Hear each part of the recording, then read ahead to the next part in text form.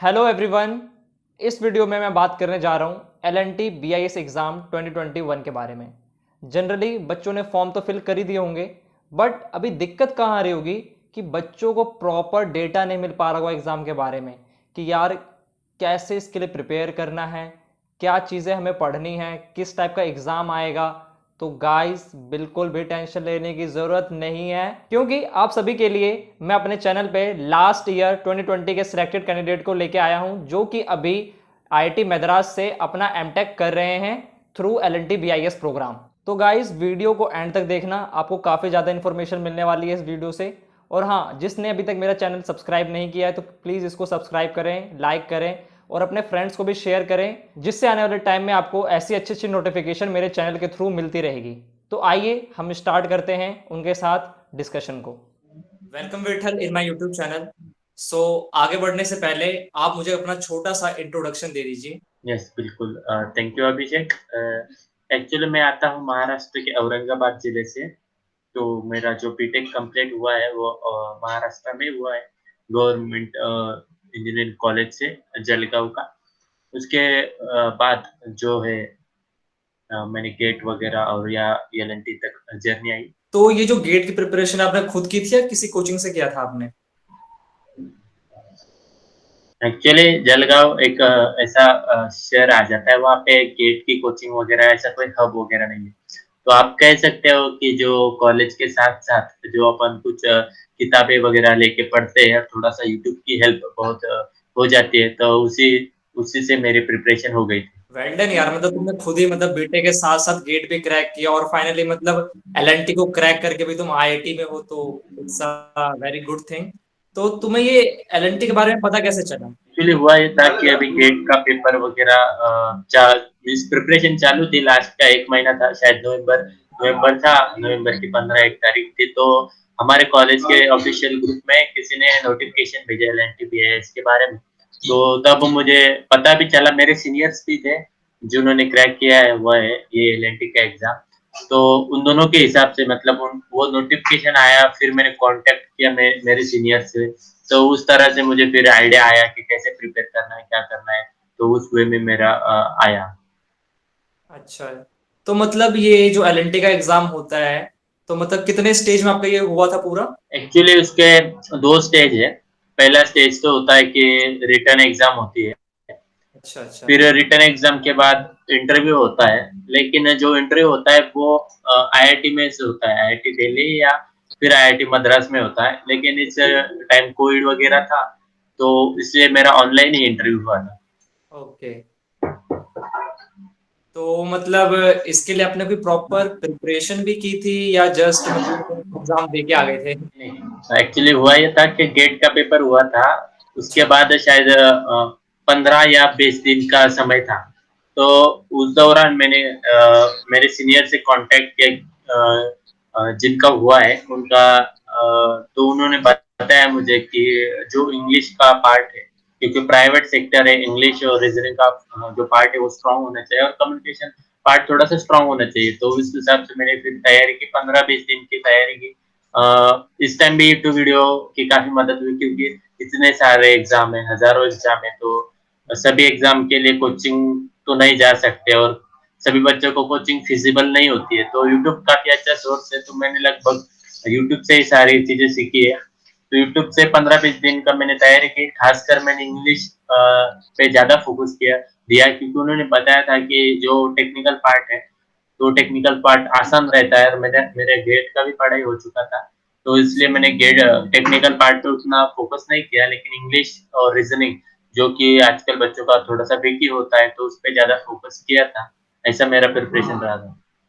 यार एक्चुअली मैं भी साइड पे देखता हूँ तो मतलब इसका जो सिलेबस है ना थोड़ा वेल डिफाइंड नहीं मिलता है। और जनरली प्रीवियस ईयर के पेपर भी तुम्हें नहीं मिलेंगे इसके लिए, तो बच्चे काफी कंफ्यूज रहते हैं कि क्या पढ़ना है, कहाँ से पढ़ना है, किस टाइप का पेपर आता है, उसका डिफिकल्टी लेवल क्या होता है। तो यार प्लीज मतलब जो इसका सिलेबस है उसके बारे में थोड़ा सा ब्रीफ इंट्रोडक्शन दे दो। और मतलब क्या क्या कितने क्वेश्चन आते हैं और कैसा लेवल का क्वेश्चन आता है इसके अंदर। ओके, एक्चुअली मेन प्रॉब्लम यही आता है। जितने भी प्राइवेट सेक्टर्स के एग्जाम देखो, उन्होंने अब आजकल एक ही कर दिया है कॉमन, कि वो खुद के एग्जाम्स लेते हैं। क्योंकि उनको जैसे बच्चे चाहिए, उनकी जैसी रिक्वायरमेंट है, उस हिसाब से वो पेपर डिजाइन करते हैं, फिर उस हिसाब से फिर वही टाइप के बच्चे एंटर हो पाते हैं उनके ऑर्गेनाइजेशंस में। हाँ। तो जब भी वो पेपर रिलीज करते, पेपर क्वेश्चन पेपर लेते हैं, एग्जाम लेते हैं, तो क्वेश्चन पेपर रिलीज नहीं करती है। तो इस हिसाब से बच्चों के मन में भी क्लैरिटी नहीं आती कि पढ़ना कहाँ से है, कैसे है। तो अगर मैं बोलना चाहता हूँ, जैसा मेमोरी बेस्ड अपन बोलते हैं कि जितने जितने क्वेश्चंस मुझे याद थे और जिस टाइप के क्वेश्चंस थे उनका डिफिकल्टी लेवल, तो हम्म। एट द एंड मैं एक पीडीएफ भी शेयर करूंगा, जो मैं जो भी बोल रहा हूँ अभी उसका जो प्रॉपर वे में मैंने लिखा है, वो पीडीएफ मैं आपको शेयर करूंगा। तो दिक्कत नहीं है कि आप स्क्रीनशॉट वगैरह ना भी ले तो चलेगा, मैं वो पीडीएफ शेयर कर दूंगा। तो जो टेक्निकल पार्ट रहता है वो काफी इजी रहता है। अब अभी मैं कंपैरिजन के लिए बोलूँ तो अभी मैं सिविल इंजीनियरिंग से हूँ, तो जो अभी गुप्ता एंड गुप्ता या basic state engineering services exams रहती है, उसमें जो एमसीक्यू क्वेश्चंस आते हैं, तो उस हिसाब से जो सारे एमसीक्यूज होते हैं, मतलब बेसिक लेवल रहता है एकदम आसान आसान। तो टेक्निकल पार्ट तो बहुत आसान रहता है, और जो फोकस रहता है मेन उनका वो रहता है RCC, environment, CPM PERT, project management, इन सारे सब्जेक्ट्स पर। लेकिन अभी बात करते हैं रीजनिंग इंग्लिश की, तो पार्ट काफी टफ रहता है। टफ इन द सेंस कि एग्जाम के लेवल ऊपर नहीं रहते ज्यादा, क्वेश्चंस की डिफिकल्टी, क्वेश्चंस की डिफिकल्टी मीडियम रहती है, लेकिन होता जो है वो एक पूरा पैराग्राफ रहता है और उसमें 5 क्वेश्चंस रहते हैं। तो वो 5 क्वेश्चंस के आंसर बहुत ही जल्दी जल्दी, मतलब कम टाइम में सॉल्व करने पड़ते हैं। अभी टाइमिंग की बात आई है तो मैं अभी बता देता हूँ कि क्वेश्चन 100 रहते हैं टेक्निकल पार्ट और इंग्लिश पार्ट में। क्वेश्चन 100 रहते हैं, लेकिन टेक्निकल पार्ट को 120 मिनट्स मिलते हैं और इंग्लिश पार्ट को 90 मिनट्स मिलते हैं। तो इंग्लिश पार्ट को कम टाइम मिलने की वजह से वो डिफिकल्ट हो जाता है थोड़ा सा। टेक्निकली आपको मतलब दोनों के 100 क्वेश्चन है, नॉन टेक्निकल आपको 90 मिनट्स हैं और टेक्निकल में 120 मिनट्स। यस, उस हिसाब से हमको टाइम वगैरह मैनेज करना पड़ता है इंग्लिश पार्ट का। और बात रही प्रिपरेशन, कहाँ से मैंने प्रिपेयर वगैरह किया था, तो एक्चुअली मुझे जो हेल्प हुई थी वो यूट्यूब वीडियोस की हुई थी। जो जो प्लेलिस्ट मैंने देखी थी, जहाँ से मैंने पढ़ाई की थी, वो प्लेलिस्ट का लिंक मैंने दिया है मेरे में, अभी पीडीएफ शेयर करूंगा उसमें। तो लेकिन आप ऐसा नहीं कि वहीं से प्रिपेयर कीजिए, तो हाँ। आप कहीं से भी प्रिपेयर कर सकते हैं, लेकिन जो कंटेक्स्ट रहना चाहिए, जो सिलेबस रहना चाहिए, जो टॉपिक्स आपको कवर करने हैं, वो उस प्लेलिस्ट में सभी टॉपिक्स दिए हैं। हर एक इंग्लिश में 10 to 12 टॉपिक्स है, और टेक्निकल पार्ट में हमारे 12 to 14 सब्जेक्ट्स है। तो वो मैंने टॉपिक वाइज दिया है, तो आप वहां से प्रिपेयर कर सकते हो। वहां पे लेक्चर्स भी सब कुछ फ्री है। ओके।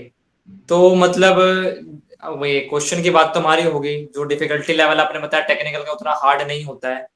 तो मतलब अब बच्चों का बात ये आती है कि दिमाग में कि यार कितने मार्क्स तक हम लेके आए, क्या कट ऑफ रहती है उसकी। तो क्योंकि सर कट ऑफ हमें नेट पे तो मिलता नहीं है, तो आपको क्या लगता है कि आपने तो इसको क्रैक किया तो कुछ पता होगा कि ऑन एन एवरेज कितने मार्क्स तक अगर हमारे आ जाए तो क्लियर कर सकते हैं इसी कट ऑफ को। बिल्कुल बिल्कुल। तो एक्चुअली ये बहुत बच्चों का सवाल रहता ही है कि कट ऑफ क्या है, क्योंकि पहले मैं सीट्स का क्लियर कर देता हूँ कि कितने सीट्स हाँ। रहने वाले हैं। हाँ तो होता बिल्कुल। क्या, ये एलएनटी का जो बीआईएस का प्रोग्राम है, वो होता है कि जो भी वो क्या करते हैं, उनको मास्टर्स, जिनकी मास्टर्स डिग्री हुई है कंस्ट्रक्शन मैनेजमेंट में, ओके। वो बच्चे चाहिए उनको ऑर्गेनाइजेशन में। लेकिन उनको सारे बच्चे नहीं मिल पाते, तो वो 1998 में उन्होंने ये प्रोग्राम स्टार्ट किया था। आईआईटी मद्रास और आईआईटी दिल्ली से वो बच्चों को स्कॉलरशिप प्रोवाइड करेंगे और कंस्ट्रक्शन मैनेजमेंट में मास्टर्स डिग्री कंप्लीट करवाएंगे। उसके बाद फिर लेटर ऑन एनआईटी सूरतकल और एनआईटी त्रिची ज्वाइन हुए। ऐसे 4 कॉलेजेस है। ओके। हर एक कॉलेज में 30 स्टूडेंट रहते हैं। अभी 30 दिल्ली में, 30 मद्रास में, 30 सूरतकल में और 30 त्रिची में। लेकिन 50% ऑफ द स्टूडेंट्स उनके इंटरनल कैंडिडेट्स रहते हैं। जैसे मेरा 2020 में हुआ था, तो जो और भी कैंडिडेट्स थे, जो इंटरनल कैंडिडेट्स थे, वो थे 2018 में उन्होंने as a graduate engineering training join किया था एलएनटी, उसके बाद 2 साल वर्क किया, उसके बाद ये एलएनटी बेटा एग्जाम दिया, वो क्वालिफाई किए और एमटेक के लिए आए। तो अगर मैं बात करूं सिर्फ एक्सटर्नल कैंडिडेट्स की, जो कि मैं हूँ एक्सटर्नल कैंडिडेट जो कि पास आउट होने के बाद ही ज्वाइन किया हुआ अभी इनका एलएनटी की बीआईएस स्कॉलरशिप। तो उनके हर एक कॉलेज में 15 सीट्स रहती है, तो टोटल 60 सीट्स रहती है। तो 60 seats all over the India, तो कट ऑफ तो बहुत हाई जाता होगा ऐसा बच्चों को लगता है, लेकिन ऐसे बात नहीं है एक्चुअली। ये जो प्रोग्राम है तो वो उसके एडवांटेजेस भी है और डिसएडवांटेजेस भी है। तो लेकिन अगर आपको लगता है क्या आपके लिए सुटेबल है तो आप कर सकते हो। और कट ऑफ की अगर मैं अभी बात करूं तो टेक्निकल और इंग्लिश रीजनिंग का आप समझ लो अलग अलग कट ऑफ लगता है। आपको दोनों तरफ अच्छा बेटर करना होगा, ऐसा नहीं कि आप टेक्निकल में बहुत अच्छा करोगे और इंग्लिश में नहीं करोगे तो नहीं जमेगा, दोनों साइड में आपको बहुत अच्छा करना पड़ेगा। टेक्निकल में हर एक बच्चा अच्छा कर लेता है क्योंकि क्वेश्चंस का लेवल बहुत कम रहता है, टाइम भी बहुत ज्यादा रहता है। तो टेक्निकल का कट ऑफ अराउंड 100, तो आप पकड़ लो 80 मार्क्स, 80 मार्क्स आप पकड़ लो कि 80 मार्क्स को आपको स्कोर करना है। 75 से 80 मार्क्स आपको अगर आ गए तो आपका टेक्निकल पार्ट क्लियर हो जाएगा और वो आ जाता है कि बहुत आसान रहता है पेपर। उसके बाद अगर बात करें इंग्लिश और रीजनिंग की, तो ये थोड़ा सा टफ रहता है। तो उसमें आपका जो कट ऑफ जाता है लगभग 60 से 65 मार्क्स जाते हैं। तो ओके। 60 और 65 मार्क्स लाना भी थोड़ा सा मुश्किल हो जाता है अगर आपका इंग्लिश रीजनिंग थोड़ा सा वीक है। और आपको फास्ट फास्ट करना पड़ेगा क्योंकि टाइम सिर्फ 90 मिनट्स रहता है और बहुत बहुत बड़े बड़े पैराग्राफ रहते हैं। तो उनको रीड करके अंडरस्टैंड करके अगर आपने पूरा पैराग्राफ अच्छे से अंडरस्टैंड किया तो आपको सीधे 5 मार्क्स मिलेंगे। अगर नहीं किया तो 5 से के पांचों क्वेश्चन आपके गलत हो जाएंगे। और नेगेटिव मार्किंग नहीं रहती है, इसलिए कट ऑफ थोड़ा सा हाई जाता है, नेगेटिव मार्किंग नहीं रहती। आप ओके। सभी क्वेश्चन सॉल्व करेंगे तो कोई दिक्कत नहीं क्योंकि नेगेटिव मार्किंग नहीं है। तो मतलब ऑन एन एवरेज हम ये लगा लें कि 200 में से 130 से 140 तक की कट ऑफ वेरी कर सकते हाँ, आप पकड़ लो 140, 150 या 130, 130 से 150 के बीच में वेरी कर जाता है। हैं। ओके, मतलब बेसिकली बच्चों को यहाँ पे दोनों पार्ट पे फोकस करके चलना पड़ेगा, ये नहीं कि सिर्फ टेक्निकल कर लिया तो हो जाएगा, दोनों में ही हमें कट ऑफ क्लियर करनी पड़ेगी। बिल्कुल, दोनों में कट ऑफ क्लियर करनी पड़ेगी। और उसमें इलेक्ट्रिकल की भी स्टूडेंट्स रहते हैं, तो उन लोग भी अप्लाई कर सकते हो। काफ़ी बच्चों का सवाल आते हैं अभी कि मैकेनिकल को अलाउड है या इलेक्ट्रिकल को, तो सिर्फ सिविल इंजीनियर और इलेक्ट्रिकल इंजीनियर दोनों जो है उनको एप्लीकेबल है। और इलेक्ट्रिकल पीपल को भी कंस्ट्रक्शन मैनेजमेंट में ही एमटेक करनी पड़ेगी। अच्छा, तो मतलब एग्जाम के बाद जनरली कितने कैंडिडेट सिलेक्ट होते हैं इसमें इंटरव्यू के लिए? अभी मेरे इस साल के मेरे टाइम पे अगर मैं ओवरऑल कंपैरिजन करूं तो हम्म। जो इंटरनल इंटरनल से ये बात मुझे पता चली थी, जो इंटरनल सोर्सेस है एलएनटी के, तो ऐसे शेयर करते नहीं है वो लोग, लेकिन फिर भी मैं आपको शेयर करता हूँ कि टोटल जो एप्लीकेशंस आए थे उनको, तो टोटल 25,000 एप्लीकेशंस आए थे। ओके। उससे वो बीटेक के six up to six semester के जो सीजीपीए रहता है उस हिसाब से वो कट ऑफ लगाते हैं। जनरली उनको 7 सीजीपीए चाहिए, तो उस हिसाब से 18,000 स्टूडेंट जो है वो क्वालिफाई कर गए थे रिटर्न एग्जाम के लिए। तो रिटर्न एग्जाम के लिए लगभग 15,000 स्टूडेंट्स आए थे, 3,000 स्टूडेंट एलिजिबल होके भी सेंटर तक नहीं आए थे। तो 15,000 में से उन्होंने 3,000 स्टूडेंट्स को इंटरव्यू के लिए बुलाया था। और 3,000 में से जो है वो 60 स्टूडेंट्स का जो है क्वालिफाई कर गए थे और 60 स्टूडेंट्स को एडमिशन मिल गया था। ओके, मैं 60 जो एक्सटर्नल तो स्टूडेंट्स एडमिशन मिला था। हाँ, तो लेस देन 1% रेशो आ जाता है, लेकिन डरने की बात नहीं है। तो अभी आप करंटली आईआईटी मद्रास से एमटेक अपना कर रहे हैं कंस्ट्रक्शन मैनेजमेंट में। Yes yes. तो मतलब जो इसका जो अब इंटरव्यू की बात आती है तो इंटरव्यू पे बात कर लेते हैं हम। तो आपने जैसे बताया कि आपका कोविड की सिचुएशन में ऑनलाइन इंटरव्यू हुआ था, तो मतलब जो यस यस। क्वेश्चन है उनका लेवल कैसा रहता है और कितने देर तक इंटरव्यू चलता है? ओके, तो मैं आपको थोड़ा-सा ऑफ़लाइन और ऑनलाइन दोनों को बता देता हूँ। जो ऑफ़लाइन का इंटरव्यू होता है वो आईआईटी मद्रास नहीं तो फिर आईआईटी दिल्ली में होता है। अगर आप नॉर्थ में हो तो दिल्ली में होगा और साउथ में हो तो मद्रास में होगा।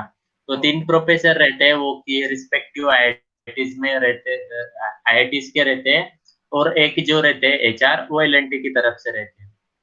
तो बेसिकली आपका इंटरव्यू शुरू होता है तो वो लगभग फिक्स नहीं रहता है कि इतने मिनट्स का होगा। तो मेरी बैच में मैंने सारे बच्चों से पूछा था, उनका फीडबैक लिया था। तो किसी का 10 मिनट्स चला तो किसी का 30 मिनट्स, किसी का 40 मिनट्स। लेकिन ऑन एन एवरेज जो इंटरव्यू होता है वो 15 से 20 मिनट्स तक चलता है। ओके। और 15 से 20 मिनट्स में जो स्टार्ट करते हैं वो इंट्रोडक्शन से स्टार्ट करते हैं। जो स्टार्ट करते हैं वो एचआर करते हैं। तो उसके बाद फिर इंट्रोडक्शन होने के बाद आपको फ़ेवरेट सब्जेक्ट पूछेंगे 3 नहीं तो फिर 5 तो आपको जितने भी फ़ेवरेट सब्जेक्ट है जनरली 3 लोग बोलते हैं, मैंने ही 3 बोले थे। तो उसके बाद आपको फ़ेवरेट सब्जेक्ट्स में से क्वेश्चन्स वो पूछना स्टार्ट करेंगे। अभी वो आईआईटीज़ के प्रोफ़ेसर्स होते हैं 60 से 70 ऐज के तो उनको लगभग सारे सब्जेक्ट्स का नॉलेज रहते हैं। तो उन लोग पूछते हैं फिर 4-5 क्वेश्चन्स हर एक फैकल्टी पूछ लेते हैं। उसके बाद एक साइकिल कंप्लीट होने के बाद फ़ेवरेट सब्जेक्ट का उन लोग पूछते हैं कि आपका मेजर प्रोजेक्ट पे पूछेंगे और फिर उसके बाद इंटर्नशिप पे पूछते हैं। अगर आपने इंटर्नशिप की हुई है बीटेक में तो आपकी इंटर्नशिप को लेकर वो सवाल पूछते हैं। और जो लास्ट का राउंड रहता है फिर उसमें वो ज़्यादातर प्रोजेक्ट मैनेजमेंट के क्वेश्चन पूछते हैं, जैसे सीपीएम, कॉन्ट्रैक्ट, प्लानिंग, शेड्यूलिंग, इसके वो क्वेश्चंस पूछते हैं। तो लगभग ये 4 मेन कोर एरियाज़ है फ़ोकस करने के लिए, उन पे आप फ़ोकस करिएगा। और जो लैंग्वेज है इंटरव्यू का वो इंग्लिश रहता है और जो फ्लुएंसी रहनी चाहिए वो मीडियम फ्लुएंसी अगर आपकी होती है इंग्लिश पे, तो आप इज़िली क्लियर कर सकते हैं ये इंटरव्यू। इंग्लिश की हमें यहाँ पे उतनी डिफिकल्टी नहीं मिलेगी। जनरली अगर हम बेसिकली इंग्लिश यूज कर पा रहे हैं तो हमारे लिए इनफ है। यस जो बातचीत होती है वो तो इंग्लिश में ही होती है क्योंकि साउथ इंडिया से भी काफ़ी टीचर्स रहते हैं तो उनको शायद हिंदी में डिफ़िकल्टी होती है तो मोड ऑफ कम्युनिकेशन तो इंग्लिश रहता है। लेकिन जो फ्लुएंसी की बात की मैंने तो उतना फ्लुएंसी अगर आपको जैसे बिज़नेस एडमिनिस्ट्रेशन के बच्चों को होती है उतनी ज़रूरत नहीं है। अगर बेसिक नॉर्मल फ्लुएंसी के साथ अगर आप इंग्लिश कम्युनिकेट कर पा रहे हो तो अच्छा है और आपका हो जाएगा कोई okay, thank you Vithal. Means आप यहाँ पे आए, अपने बच्चों को इतना अच्छे से गाइड किया, क्योंकि काफी बच्चों को मैंने देखा है कि एलएनटी को लेके काफी चीजें अनक्लियर्ड रहती हैं। उनको कुछ पता नहीं होता कि कैसे प्रिपेयर करना है, कैसे इंटरव्यू में जाना है, कितनी कट ऑफ रहने वाली है। तो और काफी आपने सीट्स के बारे में बताया कि क्या हमारे एक्सटर्नल सीट्स हैं, क्या इंटरनल सीट्स हैं। तो आपने एक तरह से सारे डाउट को क्लियर कर दिया। तो थैंक यू विक्टर यहाँ पे आने के लिए। आपसे मिलकर मुझे बहुत अच्छा लगा। होपफुली आप आगे भी आके हमारे साथ से वीडियो बनाएंगे और हमारे स्टूडेंट्स को गाइड करेंगे। Thank you Vithal. बिल्कुल, thank you very much Abhishek. और मैं जो ये पीडीएफ की बात कर रहा था, मैं आपको मेल कर दूँगा। आई होप आप जो है वीडियो की डिस्क्रिप्शन वगैरह में डाल देंगे, तो बच्चों को काफ़ी हेल्प हो जाएगी। बिल्कुल। थैंक यू मुझे बुलाने के लिए। ओके। थैंक सो गाइस, इस डिस्कशन से रिलेटेड पीडीएफ भी मैंने डिस्क्रिप्शन में डाल दी है। आप उसे जाकर डाउनलोड कर सकते हैं, वो भी काफ़ी हेल्पफुल होने वाली है आपके लिए। सो गाइस प्लीज़ उसे डाउनलोड करें। तो गाइस, कैसा लगा आपको हमारे डिस्कशन, कमेंट करके ज़रूर बताना। होपफुली आपके सारे डाउट क्लियर हुए होंगे। अगर आपका कोई डाउट बचता है तो आप मुझे डायरेक्ट कॉन्टैक्ट कर सकते हैं। मैंने अपने इंस्टाग्राम और फेसबुक की लिंक डिस्क्रिप्शन में डाल दी है। तो गाइस, अगर आपको मेरा एफर्ट अच्छा लगा तो मेरे चैनल को लाइक करें, सब्सक्राइब करें और यार जितना ज़्यादा से ज़्यादा हो सके इसको शेयर करें ताकि और बच्चे इसका फ़ायदा उठा सकें। Thank you guys.